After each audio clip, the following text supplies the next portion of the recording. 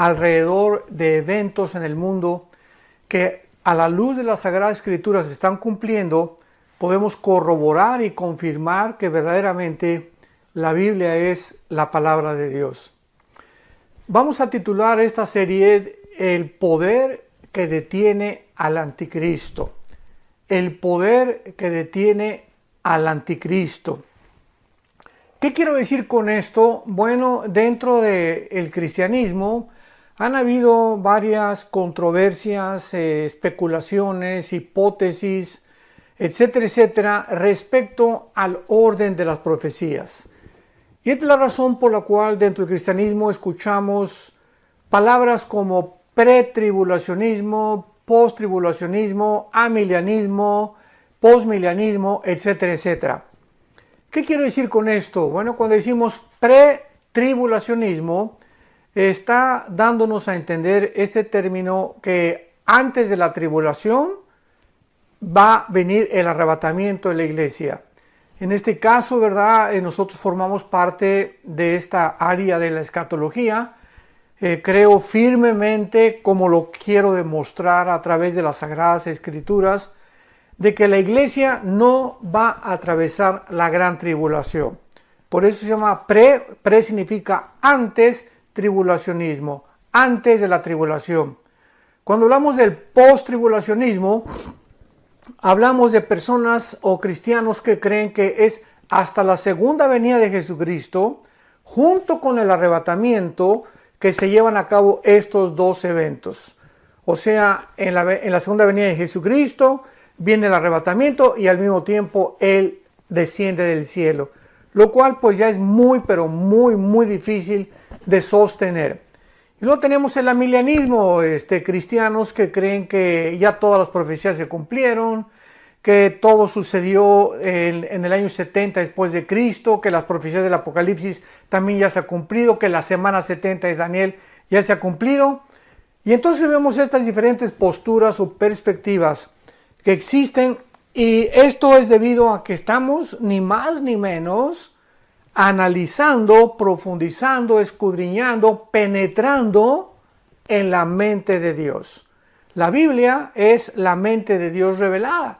Y claro que no creo que haya ni siquiera un 5 o un 10% que podamos encontrar de la mente de Dios, dada nuestra finitud y nuestra limitación intelectual y también de comprensión. El apóstol Pablo escribió que todavía estamos mirando a través de como un espejo. Cuando éramos niños, 1 Corintios 13 dice Pablo, hablábamos como niños, pensábamos como niños. Cuando vamos creciendo, vamos desarrollando nuestra capacidad de comprensión. Y cuando ya llegamos a la edad adulta, pues ya tenemos un poquito más de madurez para poder percibir las cosas que nos rodean, entender cosas que no entendíamos ni en la infancia ni en la juventud. Y es exactamente igual con la vida cristiana. La vida cristiana tiene etapas, o sea, un recién convertido no puede entender el libro de Apocalipsis, ni Ezequiel, ni Daniel. Tiene que comenzar con la leche, igual que un recién nacido. Un bebé recién nacido no le puedes dar jamón, no le puedes dar una chuleta de puerco, ¿verdad? Porque se empacharía, se atragantaría, pero cuando va creciendo, después de un año de la leche de la mamá, ya brinca alimentos un poquito sólidos, que el gerbercito, que el jamoncito picado, y así el bebé, la naturaleza humana se va adaptando al alimento de acuerdo al crecimiento. Es exactamente igual en la vida espiritual. Dice el apóstol Pedro que crezcamos y deseemos la leche espiritual, que es la Biblia, como niños recién nacidos, para que crezcamos para salvación. Muy bien. Ahora con este preámbulo puedo yo comenzar a entender claramente por qué hay estas diferencias, posturas dentro del cristianismo, y no nos queda más que escudriñar las escrituras, buscar cuál postura tiene más peso teológico, simplemente, ¿verdad? Y tratar de poder llegar a una solución. ¿Por qué creo esto? Porque no puede haber dos verdades. no puede haber tres verdades, o sea, algo tiene que ser, o una postura tiene que ser la real. Yo recuerdo cuando inicié mi vida cristiana, me eduqué con misioneros bautistas y me enseñaron bastante de la doctrina bautista, estoy muy agradecido. Después estuve con hermanos pentecostales, los hermanos bautistas, vivíamos en Acapulco, se fueron y comencé yo a recibir la doctrina pentecostal, que todos desde luego somos hermanos en Cristo, ¿no? Pero la postura pentecostal tiene su perspectiva del bautismo del Espíritu Santo, de los dones espirituales, y después de los bautistas y los pentecostales, yo veo detrás de todo esto la mano de Dios. Para que yo pudiera ver el panorama de la mayor parte de las denominaciones, posturas de hermanos, y poder darme cuenta que yo tenía que llegar a un momento en el que tenía que decidir con cuál doctrina me iba a quedar, qué doctrina iba a enseñar, pero con convicción. Porque cuando predicamos la palabra, tiene que ser predicada con autoridad y con convicción. Y pues en tercer lugar estuve con los presbiterianos. Estudié la famosa teología de la Reforma, el calvinismo, el hipercalvinismo, la doctrina de la predestinación, de la depravación humana, la expiación limitada, bueno, todo lo que enseña la famosa doctrina o teología de la Reforma. Y finalmente, pues yo tenía que encontrar un equilibrio. Fue lo que yo le pedí al Espíritu Santo, dame un equilibrio, Señor, ¿verdad? Porque todos mis hermanos tienen diferentes perspectivas y esto es bueno porque así dependemos unos de otros, o sea, no nos vamos a tachar de herejes, ni mucho menos, simplemente son enfoques diferentes por causa de falta de muchas piezas del rompecabezas en la Biblia que no hemos encontrado y otras veces por falta de estudio profundo de la palabra de Dios. Así que pues yo anhelo, ¿verdad?, que todos ustedes que nos escuchan y que ven estos videos y están aprendiendo de la Biblia, tú juzgues por ti mismo después de analizar las evidencias que podamos presentar, realmente cómo pueden tener cabida dentro de tu alma, dentro de tu entendimiento, para que puedas trazar bien la palabra de verdad.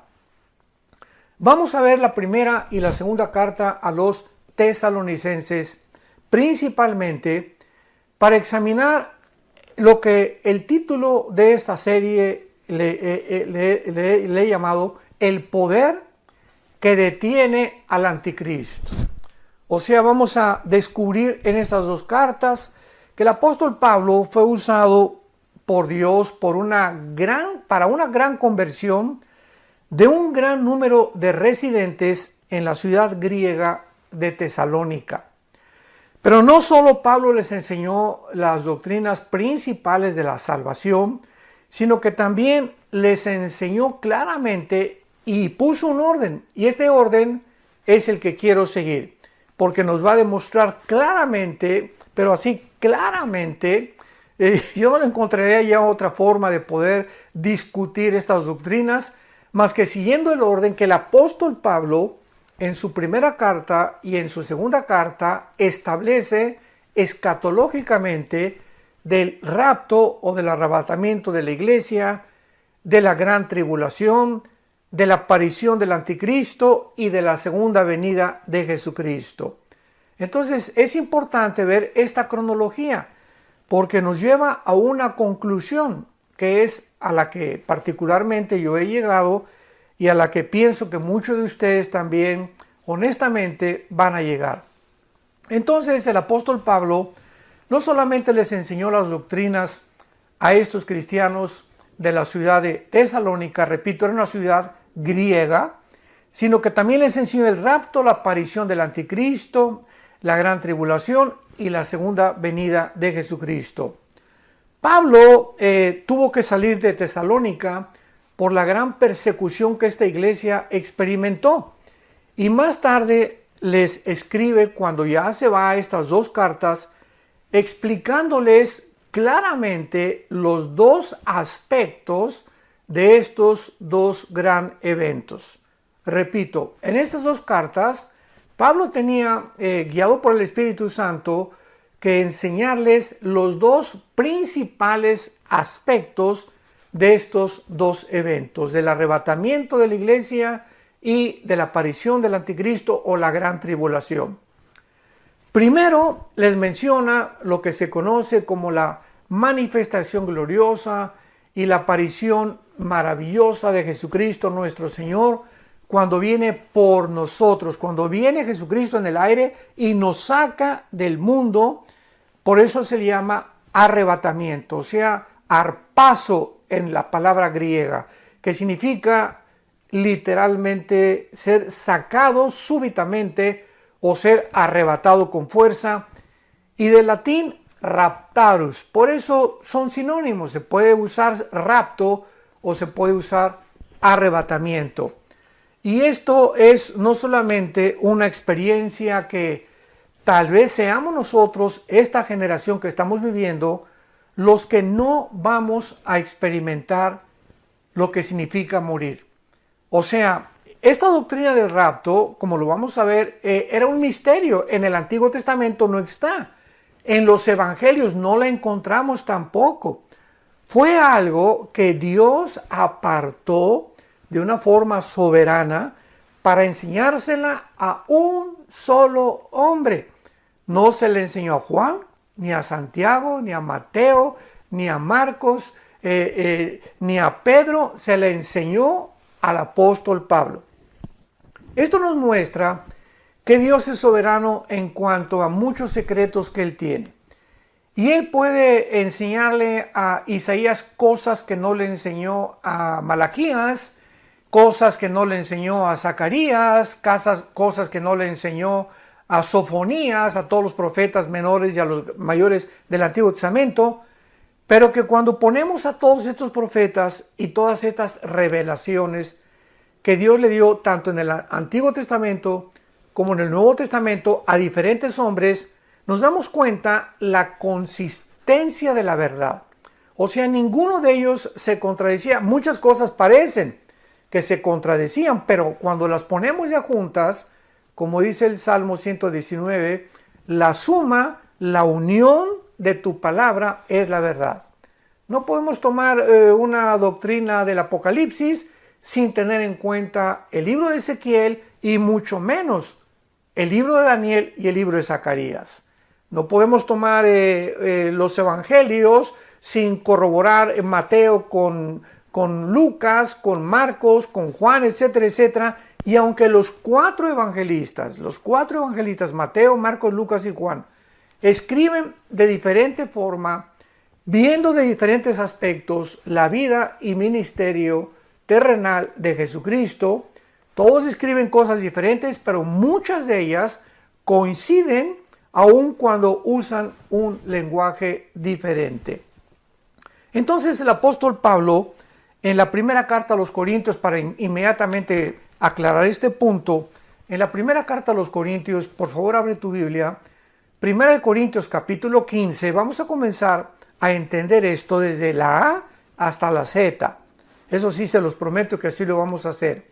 En 1 Corintios 15, versículo 51, el apóstol Pablo nos dice lo siguiente: he aquí les digo un misterio, o sea, nos va a revelar Pablo a un secreto, y un misterio significa algo que no estaba revelado en el Antiguo Testamento, algo desconocido antes de él, que tampoco estaba revelado en los evangelios. Entonces, por eso Pablo comienza diciéndonos: les voy a dar a conocer un misterio, algo que estaba escondido, pero que ya no es escondido. Dios me lo reveló a mí. Lo escondió en el Antiguo Testamento, lo escondió en los evangelios, pero al Espíritu Santo le agradó revelármelo a mí. Muy bien. ¿Cuál es este secreto? ¿Cuál es este misterio que Pablo nos quiere revelar? Y dice a continuación que no todos vamos a morir. O sea, que no todos dormiremos, pero todos seremos transformados. Eso es una revelación que no existía en el Antiguo Testamento. En el Antiguo Testamento, Isaías, muchos profetas hablaron de la resurrección de los muertos, pero nadie sabía que iba a haber una generación, en este caso en el cuerpo de Cristo, que somos la iglesia, los cristianos, que no íbamos a morir. Qué tremenda revelación, qué tremenda y maravillosa esperanza, que va a haber un grupo de cristianos que no vamos a saber qué es morir. Me incluyo porque le pido a Dios que podamos tener ese privilegio, esta generación que estamos viviendo, que no seamos nosotros la generación de la cual está hablando Pablo, que de repente vamos a desaparecer y estaremos en un cerrar de ojos, en el aire, en la presencia del Hijo de Dios, de Jesucristo. Entonces dice Pablo, no todos vamos a dormir, pero todos seremos transformados. La palabra dormir no significa una existencia inconsciente. Esto es muy importante. La palabra dormir se refiere al cuerpo físico siempre en la Biblia. Dormir es el cuerpo, pero la Biblia nos habla claramente, sin ningún lugar a dudas, que en el momento de la muerte, como en Génesis 35, etcétera, etcétera, sale de nuestro cuerpo el alma y el espíritu. En el momento de la muerte, tu alma y tu espíritu, mi alma y mi espíritu, sale inmediatamente del cuerpo y nos vamos, ¿verdad?, a la presencia de Dios, o los que no son cristianos, su alma y su espíritu salen para bajar al Sheol, que en el Nuevo Testamento se tradujo Hades, que es una transliteración del hebreo al griego. La palabra Sheol en el Antiguo Testamento se usó para el lugar no de la tumba, porque claramente nos muestra el Antiguo Testamento que en el Sheol las gentes estaban conscientes, tenían una existencia consciente.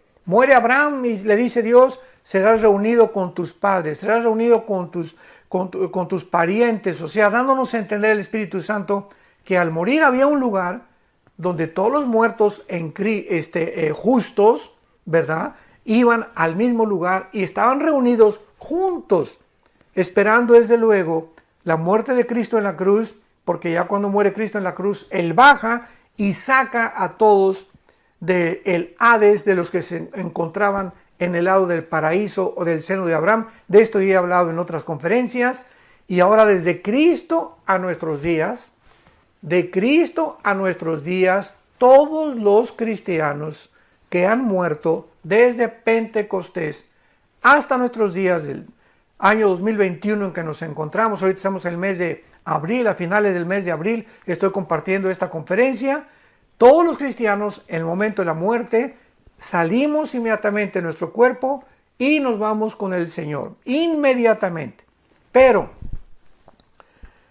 si tú no has muerto o yo no he muerto y el rapto viene tal vez acabando esta conferencia o mañana, un mes, no sabemos, un año, 2 años, no sabemos, si somos nosotros los que vamos a participar de esta maravillosa experiencia, de repente vamos a ser transformados.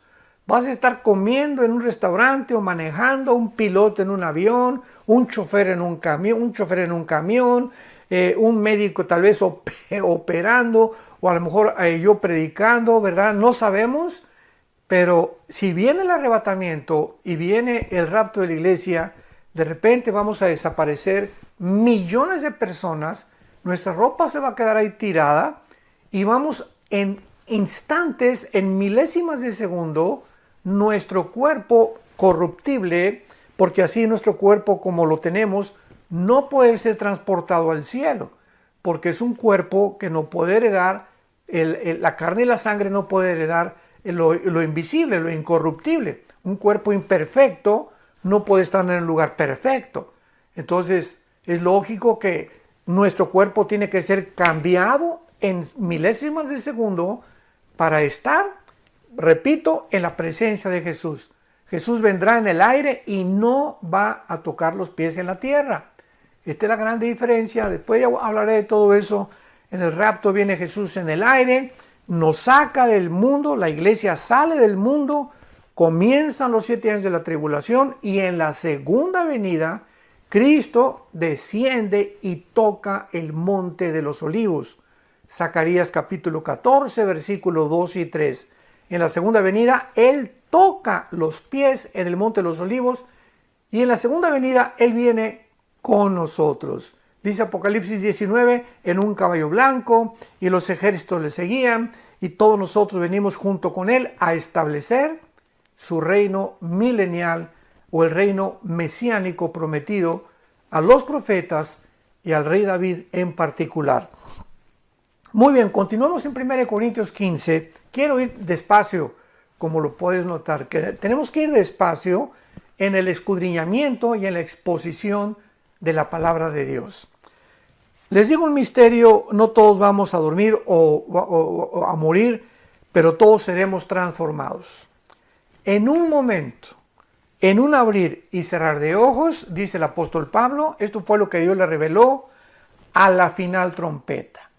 Porque se tocará la trompeta y los muertos en Cristo, o sea, si viene el rapto ahorita, para ir despacio, si viene el rapto ahorita, o mañana o pasado o la semana que entra, todos los que han muerto antes que nosotros, desde Pentecostés, porque esto es importante, en el rapto solamente nos vamos a ir todos los que formamos el cuerpo de Cristo. La Biblia le llama los que estamos en Cristo, porque cuando en Pentecostés vino el Espíritu Santo, el Espíritu Santo hizo algo que no había hecho jamás en la historia. Desciende el Espíritu Santo para hacer su morada, para convertirnos a nosotros, nuestro cuerpo convertirlo en el templo de Dios.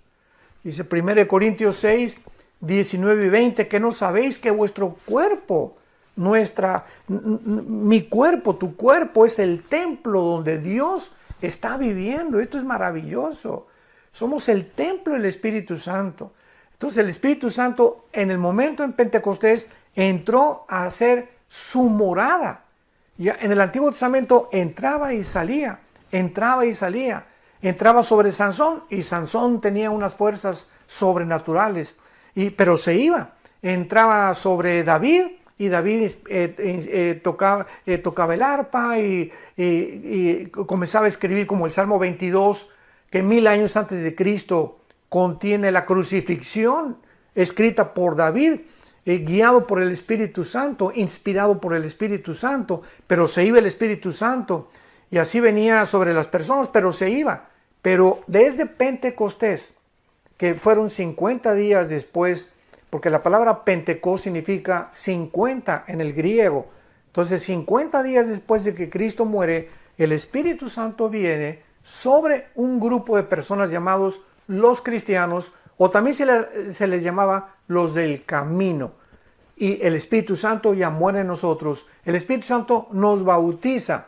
Esto significa nos identifica, nos amalga, es un amalgamiento. El bautismo del Espíritu Santo no viene después de que te hayas convertido. El Espíritu Santo viene en el momento en el que tú te conviertes. Tú eres una nueva criatura. Has nacido de nuevo, has sido bautizado por el Espíritu Santo, o sea, no hay tal cosa como que ya recibí a Cristo, pero estoy incompleto, me falta algo, espérame tantito, dice Colosenses 2 que estamos completos en Cristo, no nos falta absolutamente nada, el momento que recibes a Cristo tienes todo, lo único que nos falta es crecer en su gracia y en su conocimiento.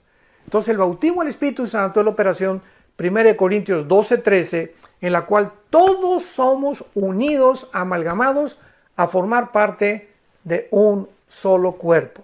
Este cuerpo, dice Efesios 2, no existía. Esta entidad, este nuevo hombre, no existía ni en los evangelios ni en el Antiguo Testamento. Entonces es importantísimo para diferenciar la iglesia de Israel. Algún día vamos a profundizar en esto. Pero la iglesia y Israel son dos entidades completamente distintas. Entonces, en el momento en el que el Espíritu Santo vino en Pentecostés hasta nuestros días, se formó el cuerpo de Cristo llamado la iglesia. Y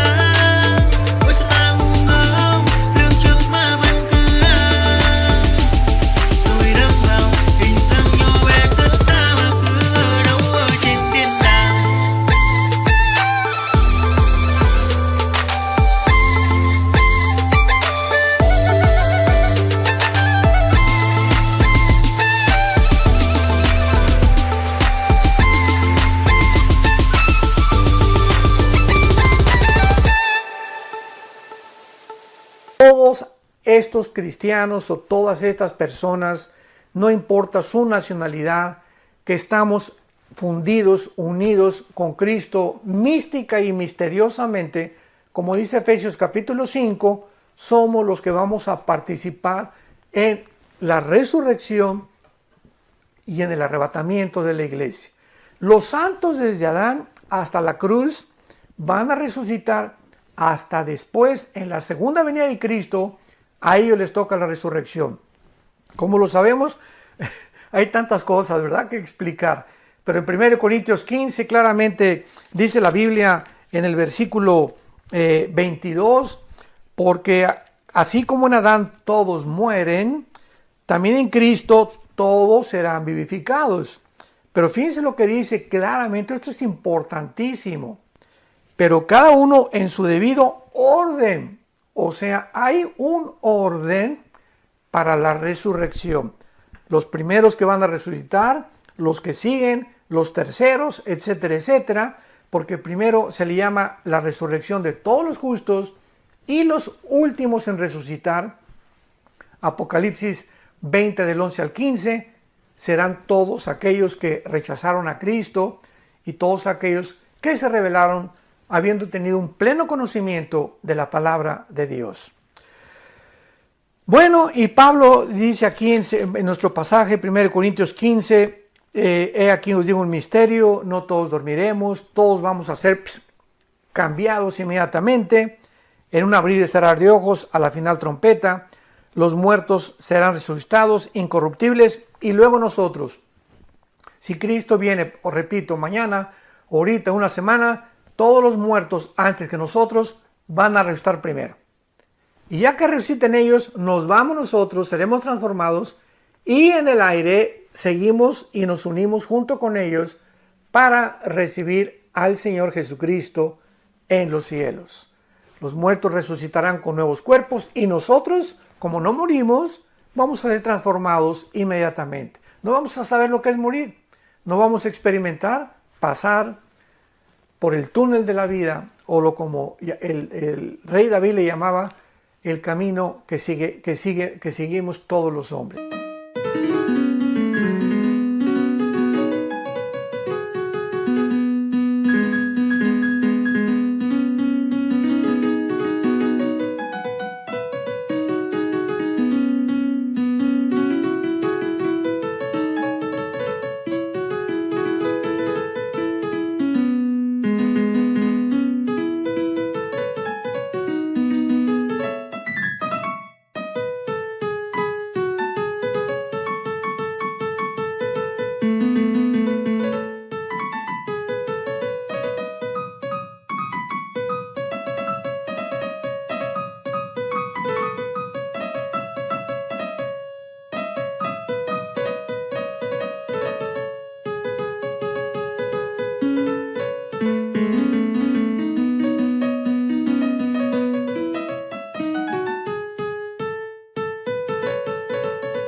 Así le llamaba David a la muerte, el camino de todos los hombres.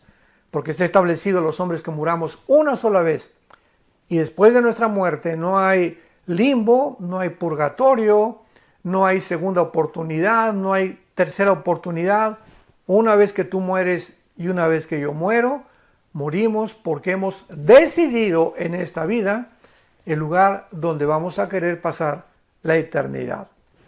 Por lo cual, cuando oyes estas palabras, no te endurezcas. Y si tú no tienes a Cristo, aprovecha para que si no sabes mañana o pasado, ninguno tenemos la seguridad. ¿Cuándo vamos a morir? Que le entregues tu vida al Señor Jesucristo. Y finalmente dice aquí el apóstol Pablo en la primera carta a los Corintios, porque es necesario que esto corruptible se vista de incorrupción, o sea, es necesario que nuestro cuerpo sea transformado, porque, repito, no podemos subir con este cuerpo al cielo. Es un lugar perfecto y necesitamos un cuerpo perfecto para vivir en un lugar perfecto. Es necesario que esto corruptible, o sea, corruptible, esto que se echa a perder, nuestro cuerpo, ¿verdad?, está corrompiéndose todos los días, millones de células mueren todos los días, hay una descomposición continua, no solamente de nosotros, sino del universo entero, y esto mortal se vista de inmortalidad. Bueno, entonces el apóstol Pablo claramente explica, ¿verdad?, aquí en su primera carta a los Corintios, capítulo 15, lo que es el arrebatamiento de la iglesia. ¿Cuál es el fenómeno que va a suceder o cómo se va a llevar a cabo esta maravillosa experiencia que vamos nosotros a experimentar? Y en segundo lugar, en su primera carta a los tesalonicenses, ahora sí ya vamos a adentrarnos un poco más profundamente en estas dos cartas, pero repito, siempre me ha gustado, me encanta enseñar la palabra de Dios, pero la palabra de Dios tiene que ser enseñada expositivamente, tenemos que ir de una forma sistemática, y esto es muy importante para poder absorber, digerir, ahora sí que masticar y no atragantarnos claramente las enseñanzas del Espíritu Santo, pero más que nada tener hambre. Si tú me escuchas y eres un cristiano que tienes hambre, que te apasiona oír, que quieres saber, etcétera, etcétera, y además que algún día te puede Dios llamar para que tú también enseñes esto a tus hijos, a tus padres, a tu novia, a tu novio, no sé, Dios te va a iluminar, porque necesitamos tener esa pasión de no solamente comer la palabra y enriquecer nuestro entendimiento y nuestro conocimiento de Dios, sino que Dios nos da para que nosotros demos. Nunca Dios nos da nada para que lo guardemos para nosotros. Dios le dijo a Abraham, te bendigo para que tú bendigas a los demás. Dios me da dinero para yo bendecir a los demás. Me dio Dios talentos para bendecir con mis talentos a los demás. Me da el don de la música, yo no lo tengo desde luego, para que tú con la música bendigas y sirvas a Dios. No hay nada. Dios te da casas, Dios te da propiedades, Dios te da todo para que no necesariamente que tengas que vender todo, pero simplemente, ¿verdad?, para que entiendas que somos administradores de la gracia de Dios. Como dice 1 Corintios capítulo 4 el apóstol Pablo. Somos administradores, nada más. Nada de lo que tenemos, nada, cero de lo que tenemos es nuestro. Todo lo hemos recibido por gracia. Muy bien. Ahora en la primera carta a los tesalonicenses capítulo 4, versículo 13 en adelante, el apóstol Pablo ya con mucho más detalle ya explica más o menos el mecanismo de lo que es el arrebatamiento de la iglesia y demostrando claramente en el próximo capítulo, el capítulo 5 de su primera carta, la diferencia entre el arrebatamiento y el día del Señor. O sea, los 7 años de la tribulación que se definen con la palabra o con el término el día del Señor, y 4 veces en el Nuevo Testamento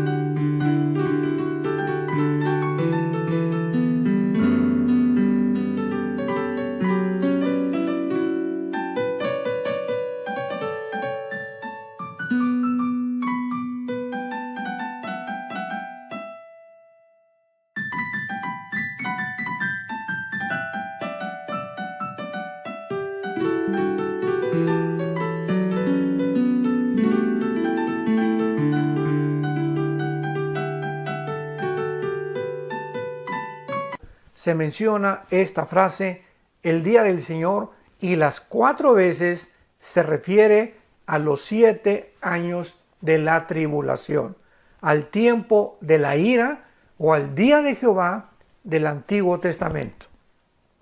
Y Pablo dice así, Primera de Tesalonicenses capítulo 4, versículo 15, por lo cual decimos esto en palabra del Señor. Es Cristo el que le enseñó esto al apóstol Pablo. Como lo vimos ya, fue una revelación dada a él. Por eso dice en palabra del Señor. No son palabras mías, son palabras del Señor, dice Pablo. Que nosotros, que vivimos, que habremos quedado hasta la venida del Señor, no precederemos a los que durmieron. Porque el Señor mismo con voz de mando, con voz de arcángel y con trompetas de Dios, descenderá del cielo. Cristo descenderá físicamente del cielo. ¿Se acuerdan en Hechos 1, versículos 8 en adelante, que ascendió Cristo a los cielos y los ángeles aparecieron junto a él, diciéndoles a los apóstoles qué es lo que ven, ¿verdad? Es así como sube Cristo, de la misma forma descenderá. Imaginémonos esto, en el arrebatamiento va a descender del cielo, se va a detener a la mitad del cielo porque nadie lo va a ver más que nosotros, los que seamos arrebatados, y él, así como resucitó con su cuerpo glorificado, nos uniremos con él en el cielo para irnos con él en el cielo, y mientras pasan los 7 años de la tribulación aquí en el mundo, estaremos en el cielo en lo que se llama el tribunal de Cristo. Romanos 14:10, 1 Corintios 3 del 10 en adelante, que será el bema en el griego, o tribunal, bema en griego, que significa que seremos los cristianos juzgados. A ver, con cuidado. Los cristianos, cuando muramos, vamos a ser juzgados, no por la salvación, porque la salvación no la podemos perder. Ya nuestra salvación fue conquistada, ganada en la muerte de Cristo. Él nos dio la salvación que tenemos, una salvación que no es nuestra, que nos es imputada por gracia, y que gracias al sacrificio de Cristo tú y yo podemos reunirnos con Él en algún día. Entonces nuestra salvación, ¿verdad?, no tiene que ver ya en el tribunal de Cristo, en el bema, con B grande, bema en el griego de Cristo. Repito, Romanos 14:10, 1 Corintios 3 del 10 en adelante. Entonces ahí en el juicio de Cristo, en el tribunal de Cristo, vamos a ser juzgados por nuestras obras. 2 Corintios 5:10, cada quien Dios le dará lo que hicimos siendo cristianos, porque nuestra vida antes de ser cristianos fue borrada completamente. No hay nada de antes de ser cristianos que Dios nos va a sacar o a acusar, porque el que está en Cristo, nueva criatura es. 2 Corintios 5:17, somos una nueva creación. El que está en Cristo es una nueva creación. Las cosas viejas pasaron, todas son hechas nuevas. Entonces, en el tribunal de Cristo, vamos a ser juzgados por todos los dones y los talentos que Dios te dio. Los talentos que a mí me dio Dios. ¿Qué hicimos con todo lo que Dios nos dio? Las oportunidades que nos dio vergüenza hablar de Cristo ante la familia o ante los amigos o en tu trabajo, las oportunidades que Dios nos dio para poder ayudar a la obra de Dios, para sostener la obra de Dios, las oportunidades que Dios nos dio para poder usar nuestros talentos musicales. A lo mejor tú sabes tocar la guitarra o la batería o la trompeta, o estudiaste música, el piano, y nunca te has acercado en tu iglesia a decirle al pastor o al coordinador de la alabanza: hermano, tengo libres el domingo 2 horas, quiero cooperar con tocar con la alabanza, etcétera, etcétera. En fin, Dios nos va a juzgar conforme a eso. Y muchos cristianos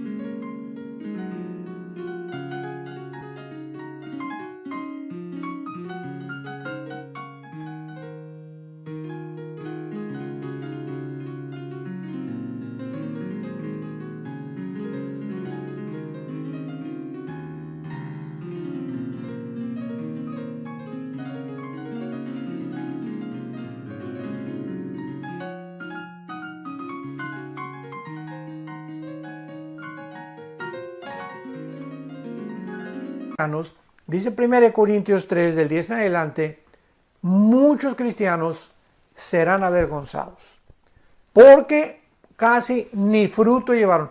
Pasaron al cielo, decimos aquí en México vulgarmente, de panzazo. con 5 o con 6 de calificación, ¿verdad? 5 es reprobado, 6 es ya así que raspando, ya 7 regular, 8 bien, 9 excelente, ya 10 de calificación es magnífico. Entonces muchos cristianos pasarán con un 6 de calificación. Recibieron a Cristo, tal vez tengan la salvación, pero sus frutos, ¿verdad?, fueron enterrados, no los utilizaron, y estos cristianos, aunque sean salvos, aunque estén en el cielo, serán avergonzados. Y serán los soldados rasos de la otra vida. Porque en la otra vida va a haber generales, coroneles, tenientes, cabos, ¿verdad?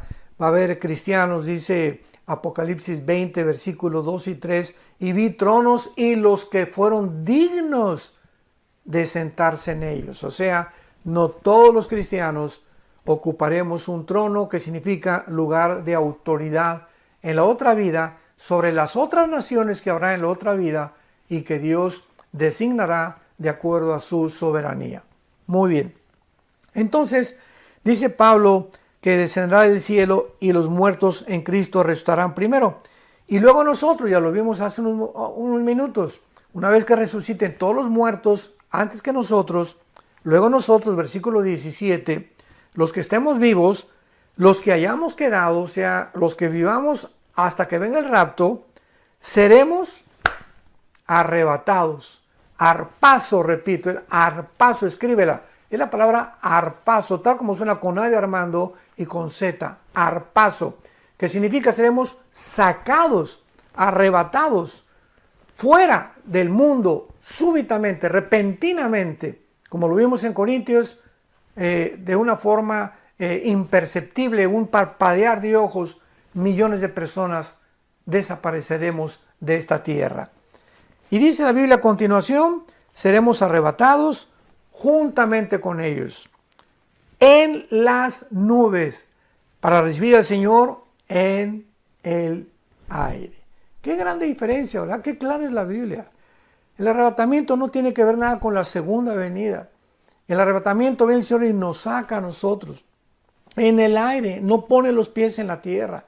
Hasta la segunda venida desciende con nosotros, pasando después de los 7 años de la tribulación, y pone sus pies en el monte de los olivos, Zacarías 14, 2 y 3. Entonces son dos eventos completamente diferentes. ¿Por qué tenemos que mezclarlos? ¿Por qué tenemos que confundir al Espíritu Santo? Lo vamos a mostrar todavía con muchas más evidencias más adelante. Y fíjense lo que dice a continuación. Với Việt Nam anh đã hết thời gian lại còn bị thẻ đỏ. Em tôi cũng càng khiến bao người cùng ngóng trông. Sắp đặt trời ban với điều mời sự nóng bỏng. Thích gì có đó quyền lực như cây đèn thần làm trái tim của bọn họ tan chảy như thân đèn cầy. Đã nợ thì có ai cho đâu về món nợ tình cảm khi nào mới trả hết. Vẫn suốt ngày nói mùa đông muốn có gấu, đến lúc anh tấn công thì em lại giả chết. Anh không trách ai hết mà chỉ tự trách mình, chuyện ta thuộc về nhau sao có thể xảy ra. Em như nam châm thu hút mọi ánh nhìn, nỗi đau cùng cực chúng mình bị đẩy xa. Ngỡ rằng sẽ là bán kính, là một đường chiều dài vòng tròn cuộc đời sau, nào ngờ đôi ta như hai đường tiệm cận luôn luôn ở cách bên nhưng không chạm được đời nhau. Ngỡ rằng sẽ là bán kính, là một đường chiều dài vòng tròn cuộc đời sau, nào ngờ đôi ta như hai đường tiệm cận luôn luôn ở cách bên nhưng không chạm được đời nhau. Ngỡ rằng sẽ là bán kính, là một đường chiều dài vòng tròn cuộc đời sau, nào ngờ đôi ta như hai đường tiệm cận luôn luôn ở cách bên nhưng không chạm được đời nhau. Ngỡ rằng sẽ... Y así estaremos siempre con el Señor. Por lo tanto, dice Pablo, en vista de esta maravillosa revelación, aliéntense. Confórtense unos a otros con estas palabras. O sea, los cristianos no estamos esperando al anticristo ni la gran tribulación. Oye, si yo supiera que voy a pasar la gran tribulación, pues realmente no me dejaría dormir, ¿verdad? ¿Y qué va a pasar? Y con mis hijos, y no vamos a comer, y vamos a ser, etcétera, etcétera, perseguidos. Y no es esta esperanza la que la Biblia nos da. La Biblia nos da una esperanza.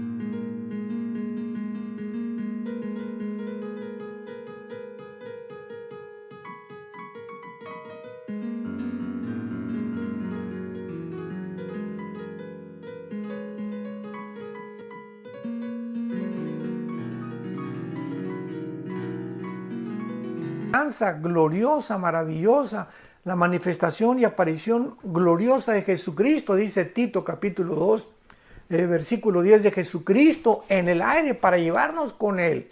Y este es el aliento que tenemos, que ya nos vamos. Ya no sabemos, pero ya se oye la voz del novio en el aire.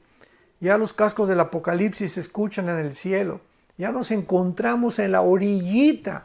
Estamos ya en el vértice, ¿verdad? Completamente ya de salir de este mundo y de que se acabe todo y de poder ver ya finalmente a Jesucristo y ya jamás enfermarnos, ni sufrir, ni llorar, ni lamentarnos, ni preocuparnos, ni estresarnos, ni nada, porque nuestras lágrimas serán limpias y serán secadas y descansaremos en el Señor y sabremos que valió la pena haber confiado en el Hijo de Dios en la cortita vida que tenemos en este mundo. Muy bien. Y para terminar, el capítulo 5 de Tesalonicenses, que podremos ya ver con muchísima más calma en la próxima conferencia. Vamos a ver en el capítulo 5 de la primera carta de los Tesalonicenses. Simplemente les hago un breve bosquejo. Dice Pablo: pero acerca de los tiempos, o sea, ya nos habló del rapto. Sigamos este orden, recordemos. Ahora dice Pablo: acerca de los tiempos y de las ocasiones, no tienen, hermano, necesidad que yo les escriba, o sea, no tiene necesidad que yo les diga el orden de los tiempos. Los tesalonicenses, de alguna manera, ya estaban conscientes de qué forma esto iba a suceder, pero seguían confundidos. Así como nosotros.